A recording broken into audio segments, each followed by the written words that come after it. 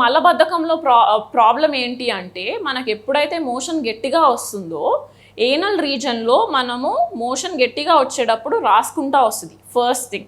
So అలా రాసుకుంటా రావడం వల్ల ఆర్ ప్రెషర్ పెట్టడం వల్ల ఒకటి ఆ వీన్స్ మీద ప్రెషర్ పడుతుంది, రెండోది ఆ వీన్స్ ఆ ప్రెషర్ వల్ల కొంచెం వాయడం వల్ల దాన్ని రాసుకుంటా వెళ్ళడం వల్ల రక్తం బ్లీడింగ్ అవుతుంది. సో ఈ రెండిటికి ఒక్కటైతే మనం ఎప్పుడైతే మనకి మలబద్ధకం ఉంటుందో మన మామూలుగా చేసేదేంటి ముక్కుతాం ఆర్ స్ట్రెయినింగ్.